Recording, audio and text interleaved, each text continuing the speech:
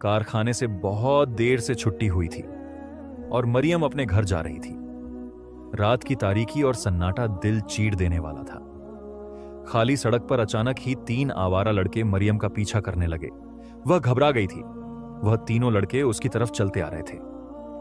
मरियम ने पागलों की तरह भागना शुरू कर दिया। वह तीनों लड़के उसे पकड़ना चाहते थे। फिर वह एक पेड़ के पीछे छिप गई, लेकिन नहीं जानती थी कि उस तरफ पर एक अजीब सा साया है जो उसे लगातार देखे जा रहा है। मरियम एक गरीब खानदान से ताल्लुक रखती थी। उसकी मां अंतहाई गरीब औरत थी और वह 5 बहन भाई थे। मरियम के पिता का इंतकाल हो गया था और मरियम एक कारखाने में काम करती थी। कारखाना उनके घर से बहुत फासले पर था। वह रोजाना पैदल ही आती और जाती थी। मरियम हमेशा उदास रहती थी। वह अपने घर के हालात देखकर परेशान रहती थी।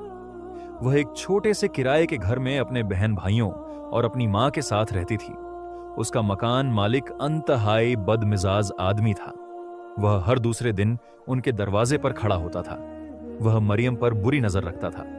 उसकी मां से कहता कि अपनी बेटी मरियम का निकाह मुझसे कर लो और फिर मैं तुम्हारा किराया माफ कर दूंगा।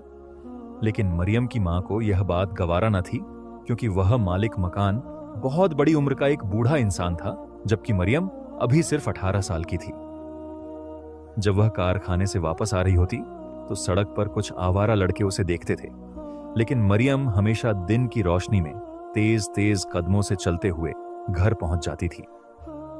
लेकिन एक दिन कारखाने में बहुत ज्यादा काम था और उसकी छुट्टी बहुत देर से हुई।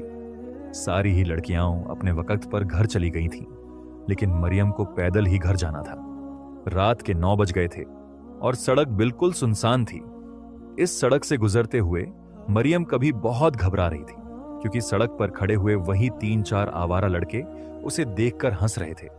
जैसे ही वह वहां से गुजरने लगी, अचानक उन लड़कों ने मरियम का पीछा करना शुरू कर दिया और तेजी से उसके पीछे भागने लगे। मरियम समझ गई थी कि आज उसकी इज्जत खतरे में है। वह भी पागलों की तरह भागने लगी। भागते भागते वह एक अनजान जगह पर चली गई थी, जहां पर पेड़ ही पेड़ और झाड़ियां ही झाड़ियां थीं। इन पेड़ों के पीछे छिपकर वह अपने आप को महफूज समझ रही थी। वह एक पुराने बरगद के पेड़ के नीचे छिपने में कामयाब हो गई थी। वह आवारा लड़के जो उसके पीछे पीछे आए थे उसे तलाश करने लगे, लेकिन नाकाम होकर वापस लौट गए। लेकिन मरियम नहीं जानती थी कि उस पेड़ पर रहने वाला एक साया उसे लगातार देखे जा रहा है। अचानक ही उसे एक अजीब सी सरगोशी सुनाई दी। मरियम यह आवाज सुनकर घबरा गई थी। वह चारों तरफ देखने लगी, लेकिन उसके पास सिवाय सन्नाटे और अंधेरे के कुछ भी नहीं था। जब उसे यकीन